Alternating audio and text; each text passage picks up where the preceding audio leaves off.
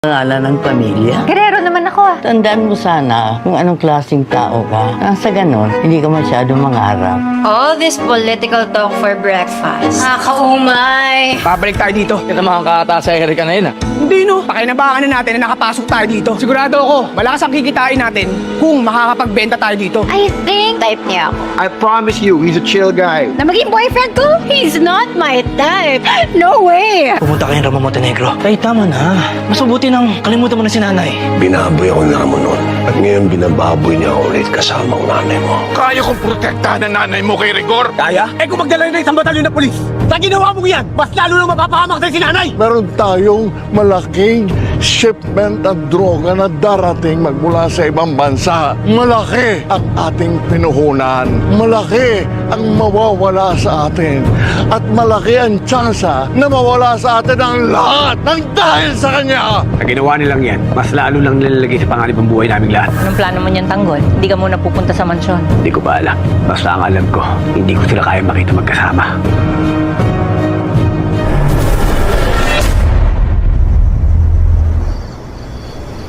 David, aminin mo nga sa akin.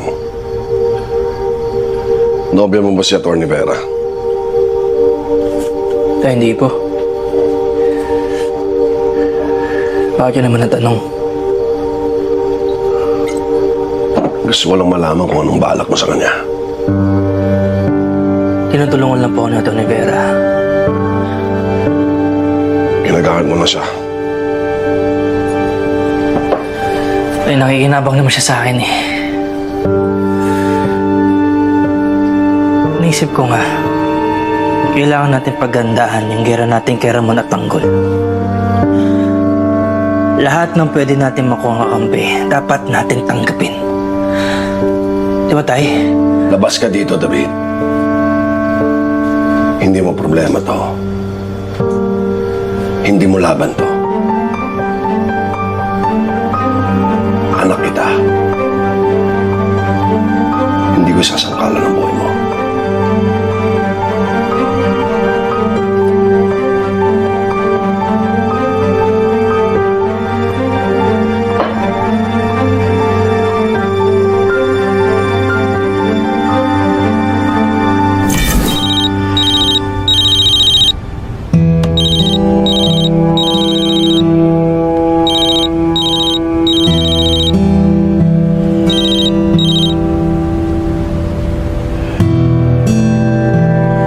Compadre, anong may paglilingkod ko sa'yo? Compadre, meron akong mga shipment na darating bukas. Mga produktong inangkat namin magmula sa East Asia. Sana naman malinis at madulas ang pagpasok nito sa pier, ha? Kaya mo, Padre. Sige, ayusin ko ng maganda yan. Ako nang bahala. At bilang paghingi ko ng dispensa sa'yo sa inasal ng anak ko ako mismo, si Roberto at si Miguelito. Kami ang pupunta sa pera. Ayusin namin kung magkakaroon man ng aberya yung mga items na ipapasok.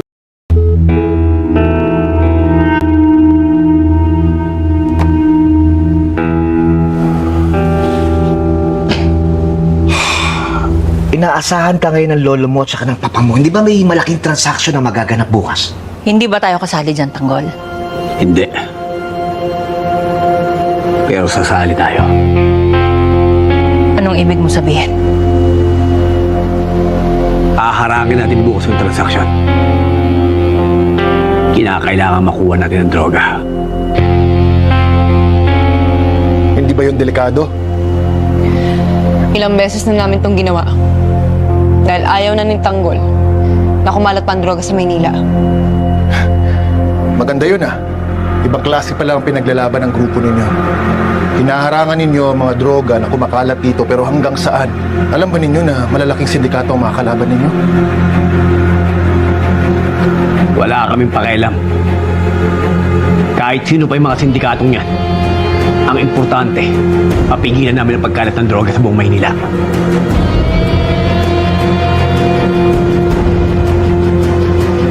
Sige, Tanggol, ikaw ang bahala. Pero kailangan yatang pag-isipan natin itong mabuti.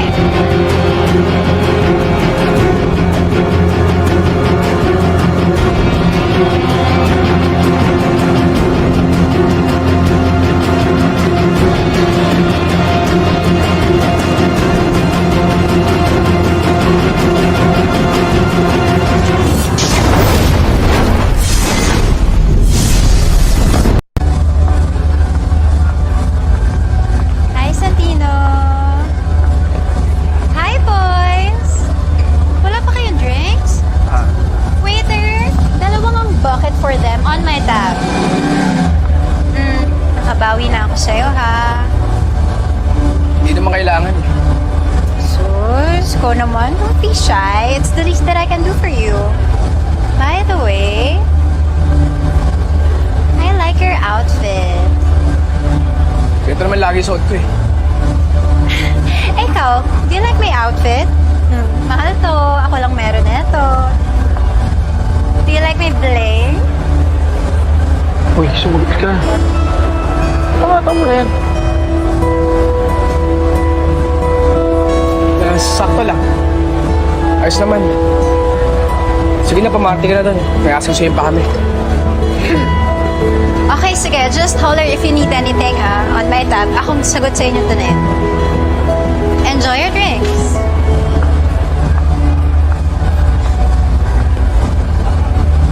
Ano naman yan, Santino? Machopi ka na naman ba? Dapat binola mo. Dagdag pogi points din yun. Nga naman, Santino. Alam mo kung bumabawi naman sa'yo yung tao? Uy, sayang naman yung oportunidad. Nandito tayo para magtrabaho. Hindi para makapagmabutihan sa masungit na yan. One more round, please.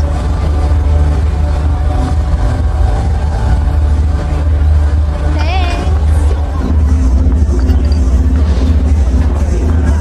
How did you find this place, Brittany? So pretty. It's my last one.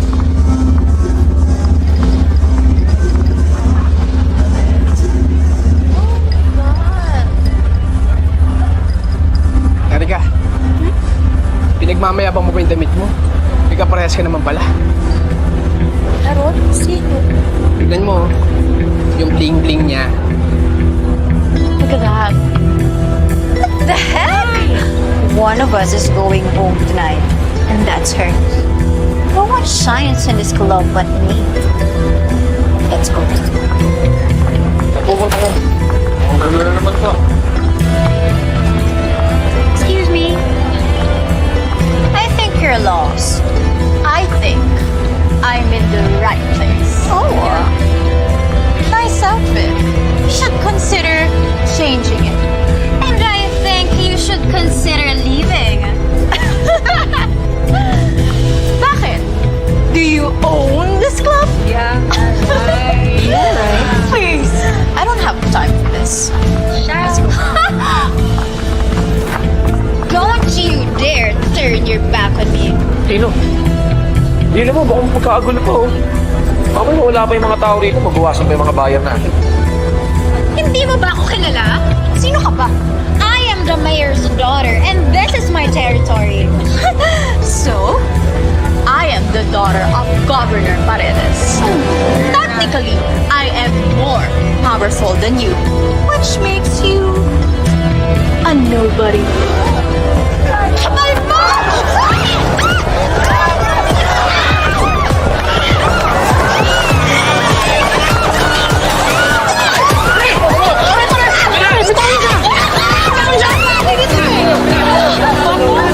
Erika, ayos ka lang?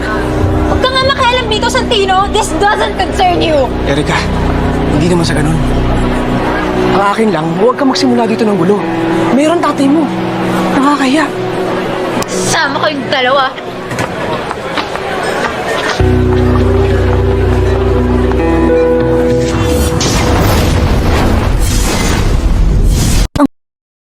Hindi ko naman alam na pag-aawayan niyo yung ganong kababaw na problema eh. Damit lang yun. Bakit? Mukha ba mababaw yun, ha? Hindi mababaw para sa akin yun, Santino! At At huwag mong isipin na nakipag-away ako dahil lang sa pang-aasar mo. I did that for me. This is the only place where I feel unique and important. Dito ako napapansin ng lahat. And I won't let anyone take that away from me. Not even that copycat. Kasi ayoko maramdaman na isa lang akong nobody, just like how I feel at home. Kaya huwag mo sabihin mababaw kasi you don't know anything about me.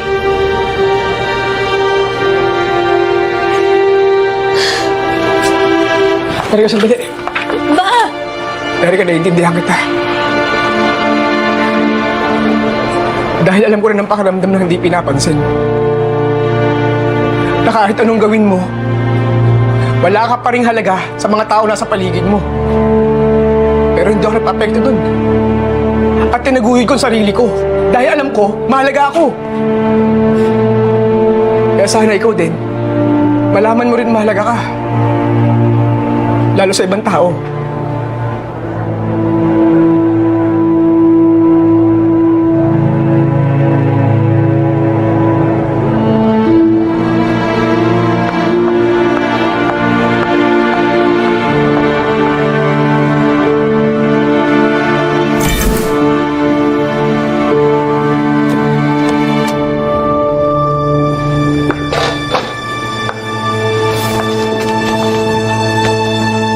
Ang ganda ko ba? Well, ngayon tatakbo ka na, Jackie. Siguro naman hindi ka gagawa ng mga bagay na ikasisira ng pamilya. Ang advance mo rin mag-isip, no? Advance pero mali. Siyempre hindi ko sisirain ang pamilyang Guerrero.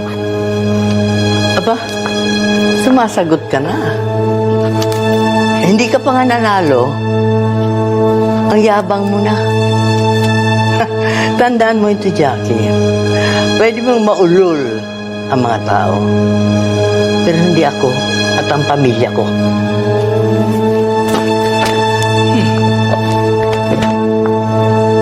First lady ako ngayon, ha?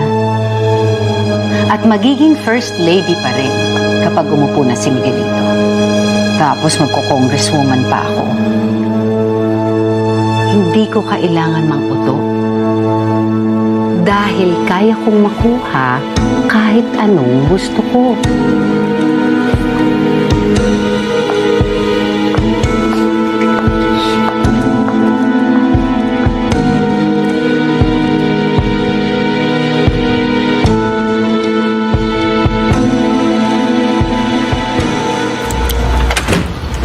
Pa, Lo, pinatawag niyo daw kami. May lalakarin tayo bukas. Saan? May ayusin tayo shipment from East Asia. Ito ay para sa mga Montenegro. Papa, sinabi ko na sa'yo, ha? Drugs na naman yan. Alam niyo naman na mainit ang NADCOM sa Pierre. Huwag natin pakialaman yan. Ano ba kinatatakot mo ngayon? Ang tagal na natin ginagawa yan. At hindi ko tatapusin yan. Ito naman yung alyansa. Gagawa na naman tayo ng bagay na labag sa kagustuhan natin. Ito na naman tayo, utos-utusan. Paulit-ulit din ako. Uulitin ko na naman sa'yo. Kailangan gawin natin ito para manatili tayo sa kapangyarihan. Kapangyarihan. Anong kapangyarihan meron ng utusan? Ano pa ba? Papayag ka ba ng tanggol? Na kayong mag-ama magiging magkalaban?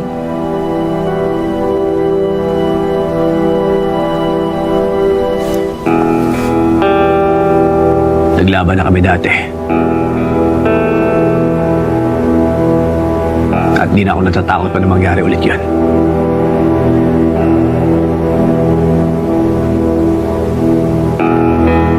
May nakinalakyan. Nanggaling ako sa hirap. At alam kong dahilan kung bakit nasisira ang pamilya. at ang buhay ng isang tao nang dahil sa mga drogang yan. Kaya hindi na ako papayag pa na kumalat pa yan sa Maynila at kahit pa sa buong Pilipinas. Wala akong pakialam kung ito ang maging dahilan para maglaban kami muli.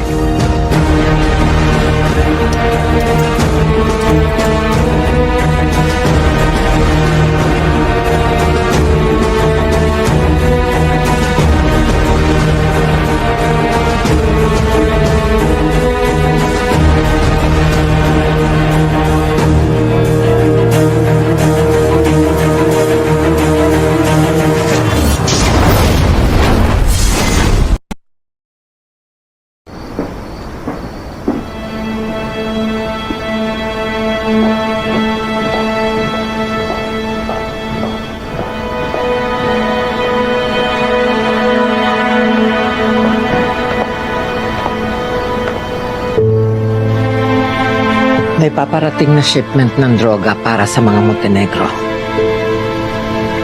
Pupunta din dun sila, Roberto. Kasama ba si Miguelito? Yes. Kailangan gumawa tayo ng paraan para masira si Miguelito sa mata ng mga botante. Meron tayong contact sa NADCOM, di ba? Meron, Mayora. Timbrehan mo na. Magpasama na rin ng mga media. Hindi magtatagal, ako na lang ang kaisa-isang matitirang matinong gerero. Ako na ang magiging alkalde ng Maynila.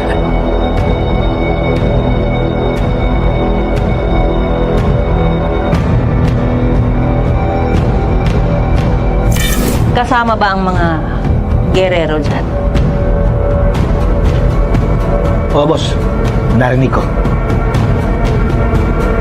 Tanggol, malaki tong babanggain natin. Kaya Tanggol, pag natuloy ang transaksyon bukas, malaking gera tong babanggain natin.